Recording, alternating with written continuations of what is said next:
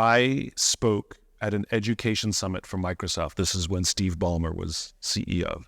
I spoke at an education summit for Microsoft, and most of the executives spent most of their presentations talking about how to beat Apple. A few months later, coincidence, I spoke in an education summit for Apple.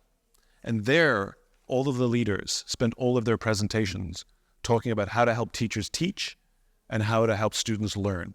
One was obsessed with their vision and where they were going. The other one was trying to beat their competition. At the end of my talk with Microsoft, they gave me a gift, the Zune. This was Microsoft's response to the iPod when it was a thing. And this little piece of technology was quite fantastic, I have to tell you. At the end of my Apple talk, I was sharing a taxi with the senior Apple executives, and I couldn't help myself. I had to make some problems. I had to stir the pot. And I turned to him, I said, Microsoft gave me their new Zune. It is so much better than my iPod Touch. And he looked at me and he said, I have no doubt. And the conversation was over. Because he understood that sometimes you're ahead and sometimes you're behind. There's no such thing as winning.